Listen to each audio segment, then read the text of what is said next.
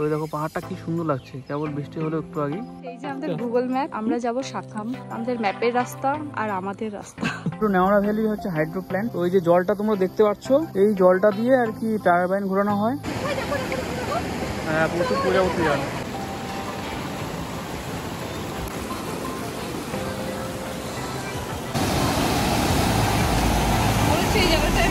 তুমি দেখ, এখান থেকে জলটা চলে যাচ্ছে সোজা এই ঘরটাতে, তারপরে জলবিদ্যুৎ উৎপন্ন হচ্ছে। হ্যালো বন্ধুরা, welcome back to my another blog. আবারও চলে এলাম নতুন একটি রোমাঞ্চকর ভিডিও নিয়ে। আমার জার্নি শুরু হয়েছিল ময়নাগুড়ি থেকে গরুমারা ন্যাশনাল পার্ক হয়ে সোজা পৌঁছে গেলাম চালসা। চালসা থেকে সোজা রাস্তা ধরে পৌঁছে গেলাম মেটলিতে। আমি এই মুহূর্তে আছি নাগেশ্বরী টি গার্ডেনে। শাখাম জলবিদ্যুৎ কেন্দ্রে যাওয়ার জন্য 3টি রাস্তা রয়েছে।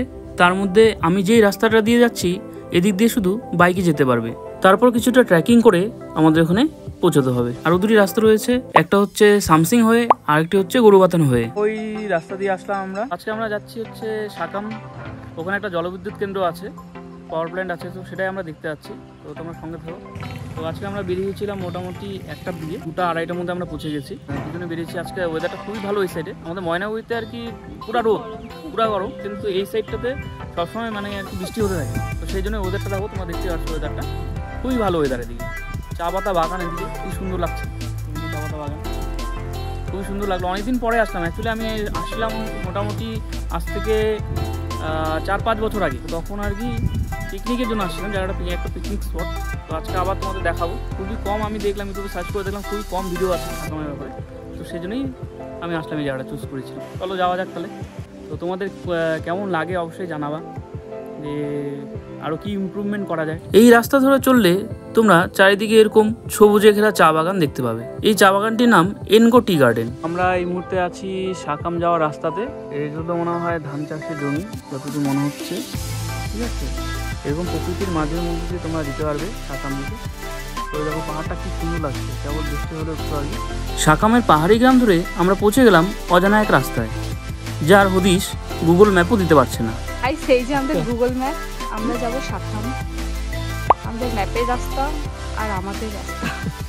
আমরা কোন দিক দিয়ে কোথায় যাব বুঝতেই পারছি না।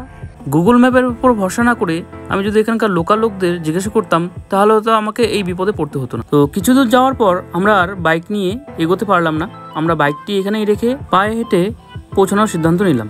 গুগল ম্যাপের উপর ভরসা না করে বন্ধুরা, সাথে তোমরা একটা লোকাল গাইড উপর ভরসা করতে পারো। কিন্তু তুমি যদি আমার মতো অ্যাডভেঞ্চার প্রিয় মানুষ হয়ে থাকো, তাহলে আশা করি তোমার এরকম কোনো রাস্তাতে সমস্যা হবে না। তো আমি অনেক দিন আগে এসেছিলাম শাখামে, বর্তমানে আর কি রাস্তা খুব ভাঙা, এদিকে রাস্তাটা ভাঙছে। তো সেই জন্য আমরা এখন হেঁটে হেঁটে যাচ্ছি, দেখি কত দূর যাওয়া যায়। তো রাস্তা আমরা একটু ভুল হয়েছে, তো ওখানকার রাস্তাটা নাকি অন্য ছিল। তো দেখো, দেখতে থাকো। ট্রেকিংও হয়ে গেল, যদিও পাহাড়ের মধ্যে দিয়ে এইভাবে হাঁটা। ঠিক না, দেখছো কত জল? হ্যাঁ, জলটাকে আটকাইছে তো। তো বন্ধুরা, কোন ফুলটা? এই ফুলটা তো আমিও দেখিনি। এই ফুলটির নাম যদি তোমরা জেনে থাকো বন্ধুরা, তাহলে অবশ্যই কমেন্টে জানিও। এর আগে তো এখানে আসছি, কিন্তু এই জায়গাটাতে তো আসিনি। নেওড়া ভ্যালি হচ্ছে হাইড্রো প্ল্যান্ট। তো এই যে জলটা তোমরা দেখতে পাচ্ছ, এই জলটা দিয়ে আর কি টারবাইন ঘোরানো হয়। এই জলটাকে ওরা হচ্ছে মানে নদীর থেকে জলটাকে এক সাইডে বের করে দিয়ে এরকম করে আটকে রাখে আর কি। এখানে প্রচুর জল আসছে, প্রচুর জল। এখানে 2টো রাস্তা রয়েছে, একটা ডান দিকে আর একটা বাঁ দিকে। তো ডান দিক দিয়েও যাওয়া যায়, আমরা বাঁ দিক দিয়ে যাব। ডান দিকে যেহেতু একটু ঘন জঙ্গল ছিল, তাই আমরা ওদিক দিয়ে গেলাম না। এখানে যে ব্রিজটি তোমরা দেখতে পাচ্ছ, এটা হচ্ছে নেওড়া ব্রিজ 2। তো এদিক দিয়ে সোজা যদি তোমরা চলে যাও, তাহলে চলে যাবে গরুবাথানে। তো প্রথম একটি রাস্তা হচ্ছে গরুবাথান থেকে তোমরা নেওড়ার দিকে যেতে পারো, আর এই দিক দিয়ে চলে যাবে হচ্ছে নেওড়া ড্যামের রাস্তাতে, এই দিক দিয়ে। তো আমরা এদিক দিয়ে এই যে হাঁটতে হাঁটতে এতদূর আসলাম, এখন এদিকে চলে যাবো। তো এখানে একটা গাছের মধ্যে পোস্টার লাগানো ছিল, আর এদিক দিয়ে টুরিস্টের গাড়িও যাচ্ছে, তাই আমরাও চলে গেলাম। এই যে দেখো জল, তো এটাই হচ্ছে হাইড্রো প্রজেক্ট।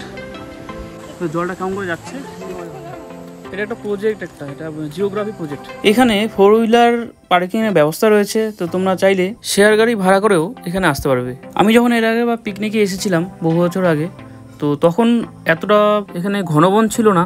এই সাইড থেকে নদী দেখা যেত, আর প্রচুর লোক আসতো এখানে পিকনিক করার জন্য। দেখছিলাম এটা উপর দিয়ে যাচ্ছিল।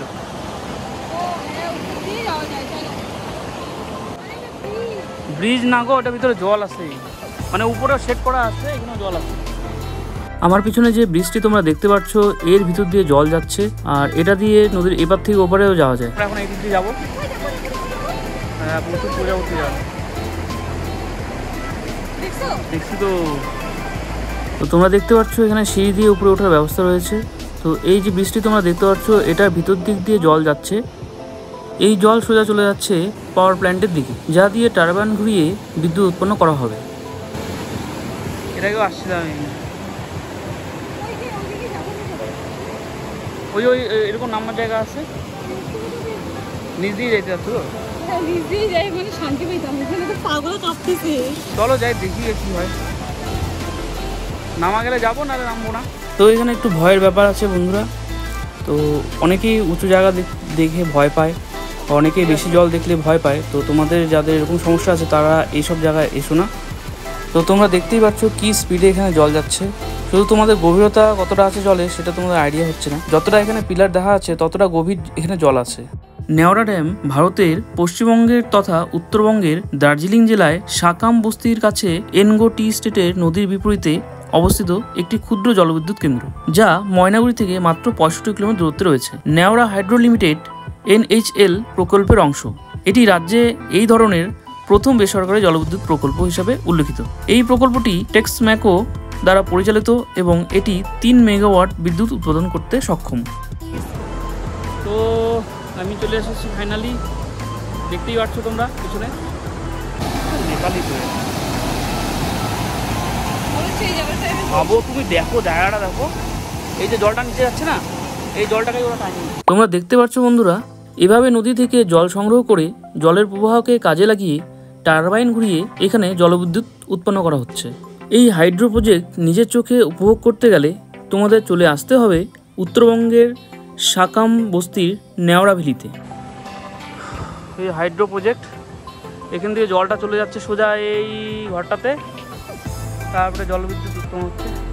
তো ভিডিওটি যদি তোমাদের ভালো লেগে থাকে বন্ধুরা, তাহলে অবশ্যই একটি লাইক করে দিও, কারণ তোমাদের একটি লাইক আমাকে ভিডিও বানাতে উৎসাহিত করে। আর তোমরা যদি আমার এই চ্যানেলে নতুন হয়ে থাকো তাহলে অবশ্যই সাবস্ক্রাইব করে দিও, কারণ আমার এই চ্যানেলে নতুন নতুন ভিডিও আসতে থাকবে। তাহলে আবার দেখা হচ্ছে নেক্সট ভিডিওতে। টাটা।